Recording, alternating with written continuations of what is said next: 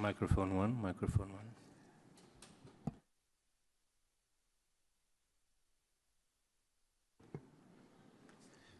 Microphone two, microphone two.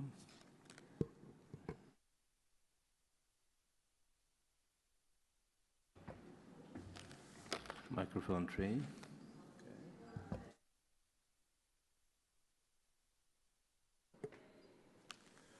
Microphone four.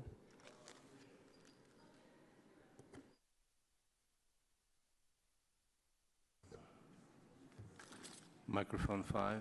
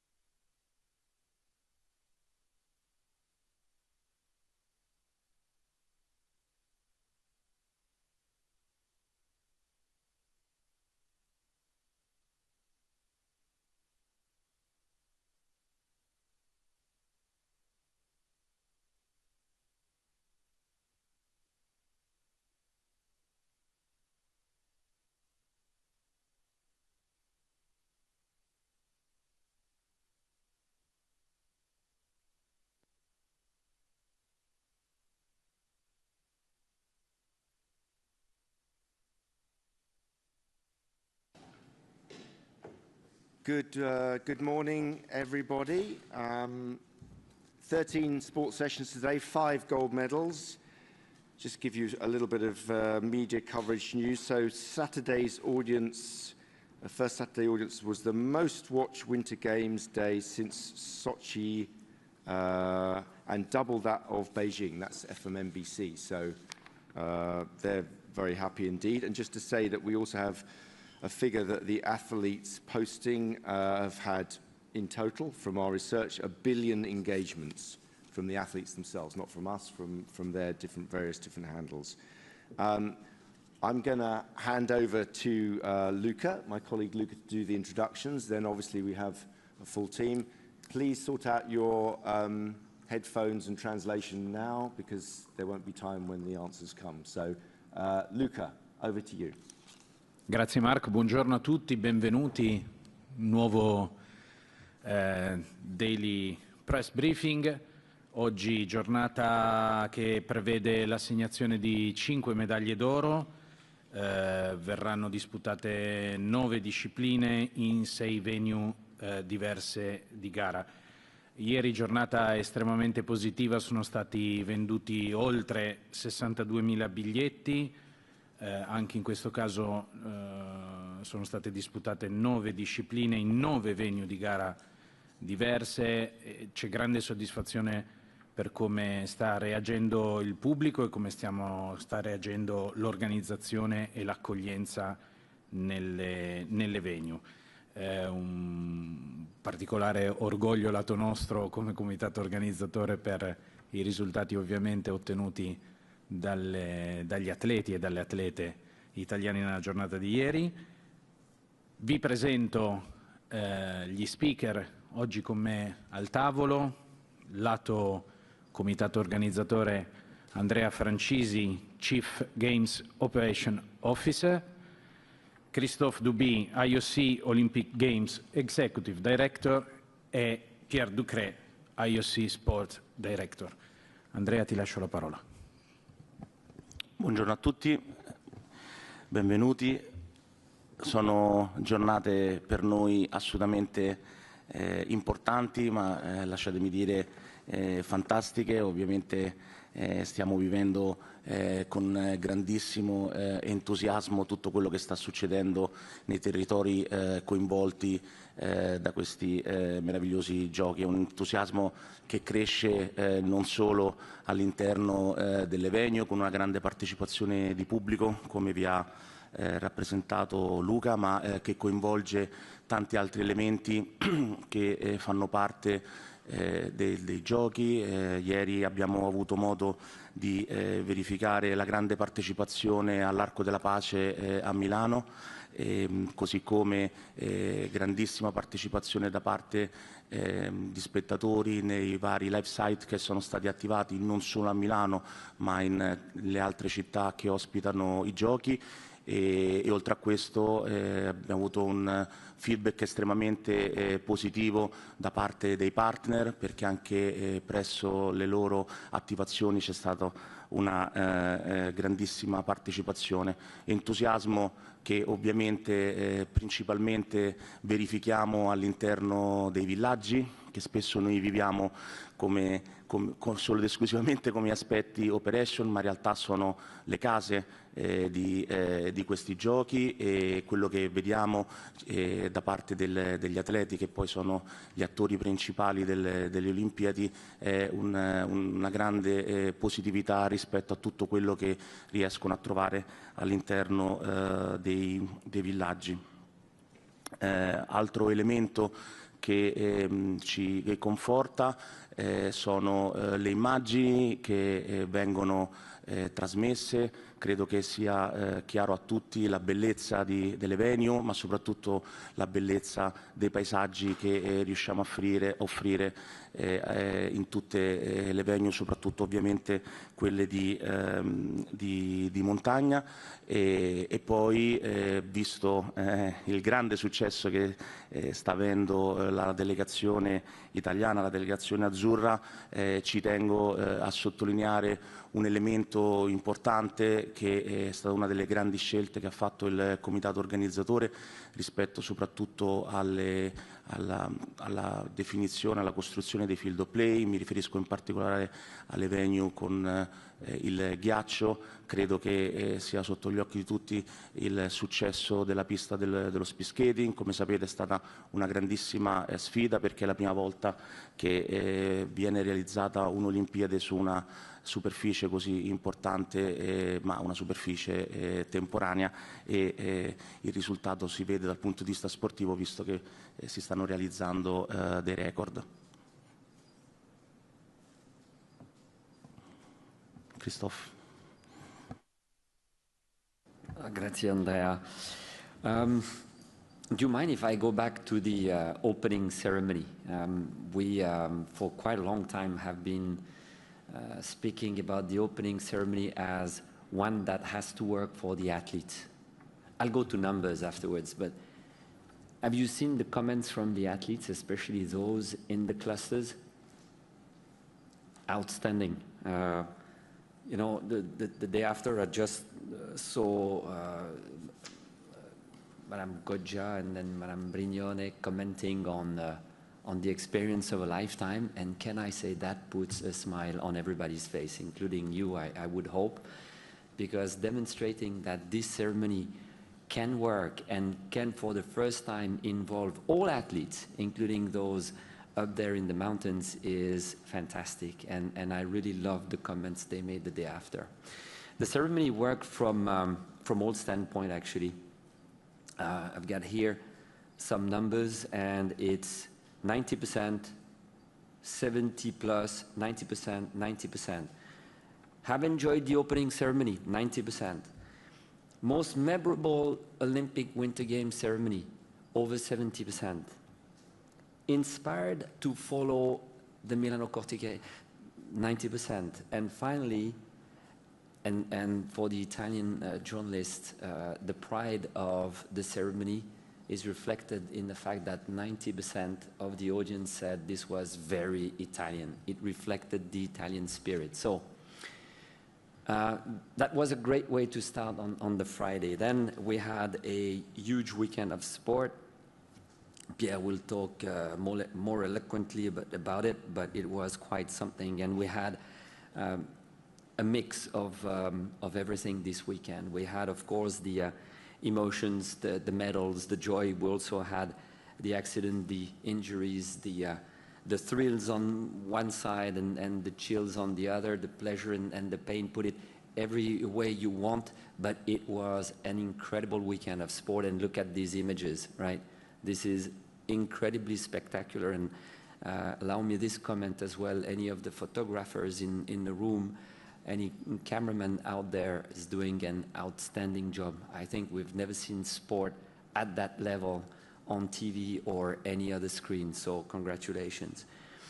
From an operational standpoint, the system is stable. And you know, it really matters when on day 3, and this was today,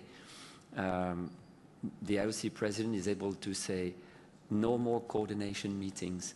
It's pretty rare that it happens day 3, and that allows everyone now to attend to what we're here for, which is sport. So congratulations for this team. That being said, it's not without problems, huh?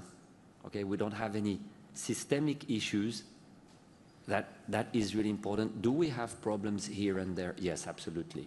At VSAs, at PSAs, for you, the journalists, for us in the Olympic family, yes, we still have problems, but we have a team that is amazingly responsive. And when I say the team, is not only Milano-Cortina, but it's also all the authorities that have to contribute to smooth operations. So to you, Miko, as a team, congratulations for everything you've done. And I'll be fully complete when I will have covered also the one thing that is really at the very center, which is the voice of the athletes. We had today an intervention from one of our Athletes Commission member. So, you know, you go through all the stakeholders around the room and then come the athletes, and she said, I can only hear praises about not only the quality of the fields of play, but exactly that point that you saw in Anterselva, huge crowds. And she mentioned Nordic in particular, with spectators along the course. And that, I say, hat off to everyone. It's difficult to do in the Olympic Games context, and it works. Thank you so much. Thank you very much, Christophe. And I should say that if you are interested, although those findings are on our, or will be on our website, so we can get the full research later on if you're interested. Okay, as ever, we will take any questions you have on whatever topic, but obviously, if you have an opportunity to speak to some of our key people here today, so if you want to start with those questions, that would be good, but I'm not stopping anything else. So yeah, lady in the front here, and then gentleman down there. Thank you. Hi, Emma Smith, BBC Sport. There's been a few cases of athletes' medals breaking. Breezy Johnson, Alicia Liu, both the USA, the German biathlon team. I was just wondering what you guys as the organisers are going to be doing about that, what the issue might be, and whether or not you're going to be replacing the medals that were broken for these athletes. Thank you. I think that's probably a question for Andrea. Yeah, Andrea? Grazie per la domanda. Siamo a conoscenza della situazione, abbiamo visto le immagini, ovviamente stiamo cercando di capire nel dettaglio se esiste un problema, ma ovviamente abbiamo massima attenzione a questa vicenda, essendo la medaglia il sogno degli atleti, e quindi vogliamo che ovviamente nel momento della consegna tutto sia assolutamente perfetto, perché lo riteniamo davvero il momento più importante, quindi ci stiamo assolutamente lavorando. Sorry, I don't actually have the translation, so I couldn't. Would it be possible to have an answer in English? That's my fault, but would it be possible to have an answer in English? Nessuno. I can give you an answer afterwards, save everyone hearing it again, if that's okay. Have you got a translation system there, or? Okay, can we? Has everyone got translation that needs it? Yeah, I think so. Okay, gentleman here, and we'll move slowly back. Yeah. My French colleague there. Bonjour, merci Marc. Je vais poser ma question en français. Bruno Fraioli de sportbusiness.club. Concernant les billets, vous avez parlé des billets. Pouvez-vous nous faire un point aujourd'hui? Combien de billets vous avez vendus aujourd'hui sur l'ensemble des Jeux? Et par ailleurs, félicitations pour l'équipe d'Italie qui effectivement décroche beaucoup de médailles. C'est pas encore le cas de la France, ça va l'être. Et est-ce que vous avez aussi monté, comme à Paris, où on nous a confié qu'à Paris, on avait mis des disciplines où les Français pouvaient décrocher des médailles d'or au début, comme le rugby ou le VTT. Est-ce que vous aussi, vous avez fait en sorte pour mettre les plus grandes chances de médailles italiennes sur le début de la compétition, afin de faire monter la popularité auprès des Italiens? Merci.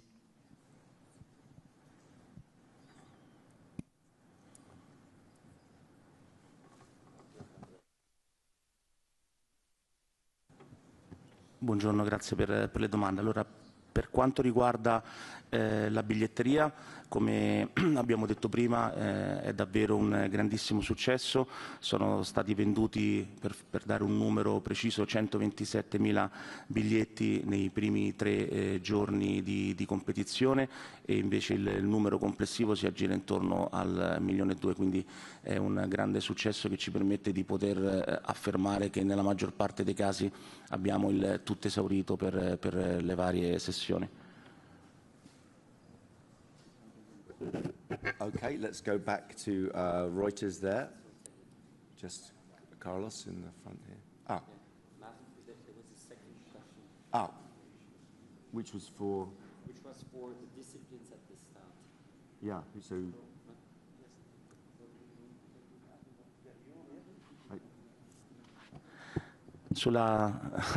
Scusi, pensavo... allora, per quanto riguarda il programma, no, non è stato fatto questo ragionamento. Ovviamente l'Italia ha il vantaggio di poter giocare in casa, ma non può avere ulteriori, chiamiamoli, favoritismi. Quindi il programma è stato programmato esattamente come doveva essere, senza nessun cambiamento specifico.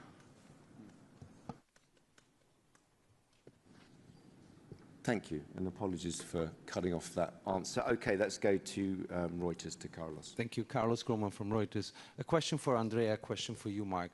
Andrea, how important is it that Italy has been successful at the very start of the Games? We've seen past Olympics, also Winter Olympics, where the hosts have struggled to shore up enthusiasm because of a lack of medals. So how important is it that the host has been collecting medals from the very start? And a question for you, Mark, because I probably won't get a chance again. President Trump called your invited athlete, Hunter Hess, a real loser. Is Hunter Hess a real loser? Thank you.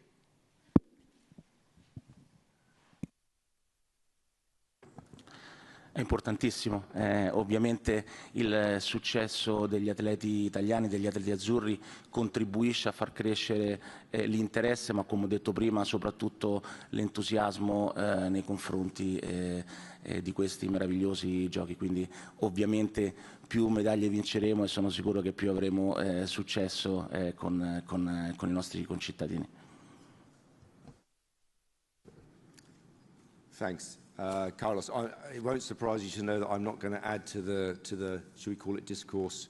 I won't comment on the statement of the President of the United States, nor would I on another head of state either. I think USOC, USOPC have made a statement which is out with the media, and I think we join ourselves to that statement. I don't think I've got anything more to add at this stage. Okay, let's go FRZ. Thanks, Mark. Sorry to follow up on Carlos' questions and try one more time, but it seems like the host of the upcoming Olympic Games is making the allegiance of athletes of his country to his political program the basis for his support or his allegiance, I suppose. I don't know the exact term, his support, let's say. Is that something that concerns the IOC? Because obviously this would seem to run somewhat contrary to the assumption of a neutral games and support for not only athletes from America in that case, the host country, but potentially athletes from all over the world. If you're not with Donald Trump on political standpoints, then he's not happy for you to compete, I suppose. That's how I read his message. Is that something that the IOC has to consider and in dealing with his administration? Thanks. As I say, I'm not going to add to the discourse because I don't think it's very helpful to heat up any kind of discourse like that. What I will say is what I said the other day, that we have a very good, and not only us, but the USOPC have a very good working relationship with the administration, and that can only be a good thing for debate and discussion going forward and for delivering good games. And I think that relationship is always a key one in delivering games. But on this actual discussion, I don't have anything more to add. But I'm seeing Tariq, so maybe he wants to have another go. Yeah, Tariq Pan from the New York Times. Question for the Italian organisers. In terms of athletes who are targeted in this way, this is the President of the United States who's called an American skier, I think, a loser. That brings a lot more focus on this particular athlete.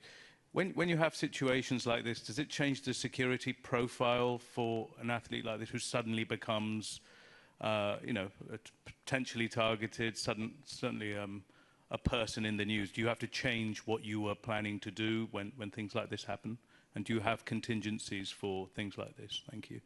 Tariq, I will pass it over, but I would say we don't talk about security issues in public, so I think it's very unlikely that Andrea... Andrea, you can, yes, you Andrea, can ignore Mark if you like. It's okay. Grazie per la domanda, ma in realtà ovviamente noi prestiamo attenzione a tutte quante le varie vicende, ma non ci sono situazioni che determinano necessità di ulteriori e particolari attenzioni. Abbiamo un sistema di sicurezza per tutti gli atleti, ai villaggi, nei loro trasferimenti e nelle venue, quindi il sistema, come è stato anche detto, è un sistema stabile, quindi non ha bisogno di ulteriori incrementi. Poi quello che noi vediamo, rispetto a quello che ho detto prima, nei villaggi il clima è assolutamente sereno e da parte degli atleti e di grande entusiasmo, quindi non c'è stato per il momento nessuna necessità di rivedere alcun piano. Okay, let's go over if there's any questions on this side. Yeah. Deseret News, let's go to Salt Lake. Mark, Lisa Roche from Deseret News, Salt Lake City, Utah. I'm wondering if in a more general sense to address the issues raised by the U.S. President, his attitude toward players that do not seem to support the views of his administration, I'm wondering if you have a larger message as the IOC and perhaps Miko as well to the fans in the world, in the US, but in the world in general, about mixing politics and sport. Should we all be rooting for all of the athletes to do well? And should we be looking at this event through a political lens in any way? Thank you so much. I think in general, clearly, I'm not going to tell spectators how or why they should consume the games. Obviously, the message of the opening ceremony that our president gave and that the president of Milano 2026 gave was that these games are about bringing people together in peaceful competition, people from very different backgrounds in peaceful competition, and that is something that people love about the Olympic Games from whatever background they come. So that would be my general comment, but I have nothing to add on this specific case at the moment. Yeah. Oh, Andrea, yes. I nearly forgot. Grazie. Grazie. Allora, rispetto a quello che è il rapporto che noi abbiamo con gli atleti, il nostro compito, come ha detto Mark, citando il nostro Presidente, è quello di garantire la migliore esperienza. Noi ci preoccupiamo di questo, la migliore esperienza che deve essere vissuta nei villaggi e poi ovviamente nelle venue. Quindi noi cerchiamo di offrire il massimo con la nostra accoglienza per permettergli di poi poter avere la miglior performance sul field of play. Tutto il resto lo teniamo assolutamente fuori.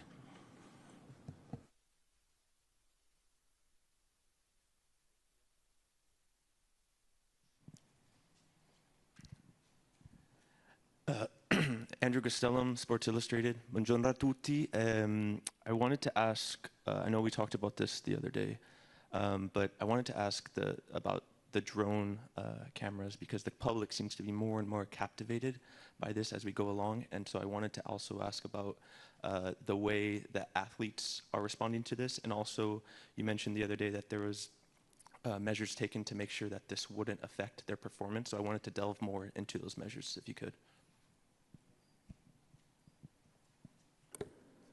Yes, thank you for the question. As we mentioned yesterday, I think obviously when you prepare the broadcasting of a competition like this, you spend quite a lot of time practicing, trying to test, including with some of the highest level athletes, to make sure that the distances are right, to make sure that the noise level is right, to make sure that there is the minimum level of disturbance. So that's something that we have worked at a lot to make sure that we can produce the images that you see, which we are very proud of and are really innovative when it comes to perceiving the action that we saw over the weekend, but making sure that it doesn't come in the way of performance. So it is an evolution, for sure. People are not used to see maybe the shadows on the field of play or to hear the noise.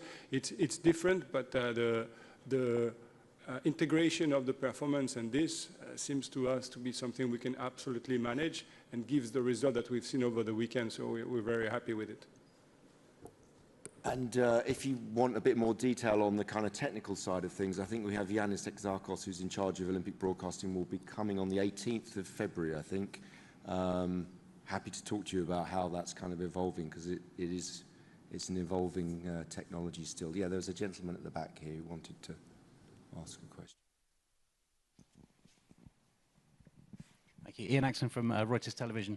On the Lindsey Vonn crash yesterday, I don't know who's best placed to answer, but first of all, did the rescue operation go as quickly and as smoothly as expected? And then it's ignited a debate as to whether athletes should be competing if they're injured. Are the IOC sort of satisfied that enough is being done to protect athletes from themselves?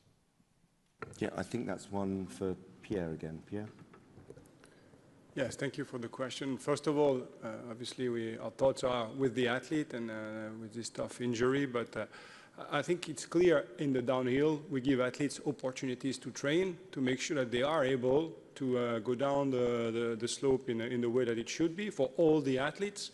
So that happened. She was able to train and made the choice with the excellent team that she has to take part. So from that point of view, I don't think we can, say that she should or shouldn't have participated. This decision was really hers and her team to take. She made the decision, and unfortunately it led to the injury, but I think it's really the way that the decision gets made for every athlete that participates to the downhill. Can go as quickly as, I mean, you can answer, but I mean, they got there very quickly. But yeah, I mean, maybe it's even for Andrea, but I think for Lindsey Vonn, as for all the athletes that had falls on that day, I think we could be very happy with the level of response and how the situation was handled. Yeah, I think that. Sì, grazie. Allora, ovviamente come comitato organizzatore, prima di tutto ci uniamo anche noi all'abbraccio nei confronti dell'atleta e del momento che ovviamente sta vivendo. Per quanto riguarda le operazioni, abbiamo assolutamente rispettato quello che è il protocollo in queste situazioni, credo che questo sia stato visibile a tutti, e quindi noi abbiamo per ogni disciplina un piano previsto per la tutela e la salute degli atleti, che ovviamente di nuovo è uno degli elementi centrali delle nostre attività.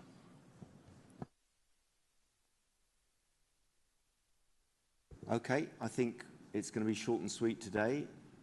I know, we have a question from our games spread out in the mountains. So, yeah, please. Here first. Gentleman here, and then, yeah, thank you. Thanks, Mark. Federica Veni from La Repubblica. I think this is best place for Andrea. You spoke broadly about the ticket sales over the last few days, but she asked, do you have any numbers specifically for tickets sold at the ICE venues?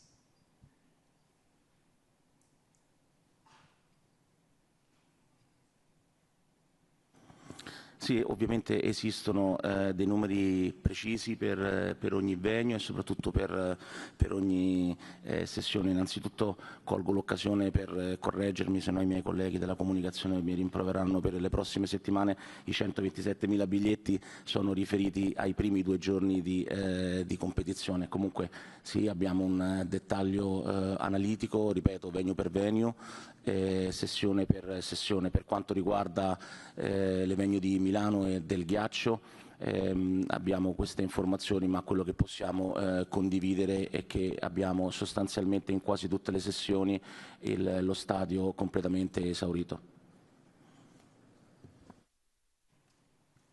Okay, I think we're going to do final question here, yeah. Philip Barker, this is actually on behalf of the cricketer, looking ahead to LA 28 on the day that Italy play in the T20 for the first time. Pierre, it's for you. The T20 qualification process, where are we on that? Because we've been promised that that would be announced, and I've seen nothing on ICC, nothing, what's happening with the qualification process for cricket in 2028? And where are we, please? Yes, thank you. That's a change from the discussions of today.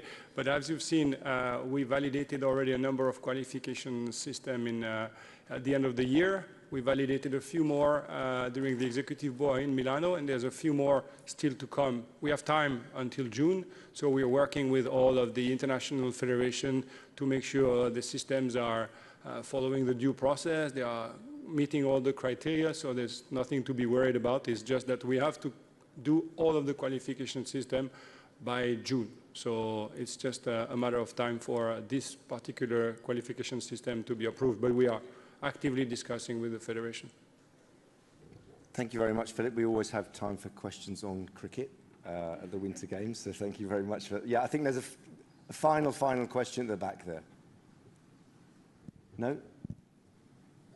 Okay, we're done. Thank you very much. We have a surprise guest tomorrow. It's such a surprise, I don't even know who it is. So we will bring you one of our team tomorrow to discuss a particular issue. But thank you very much to the top table. Thank you very much, everybody.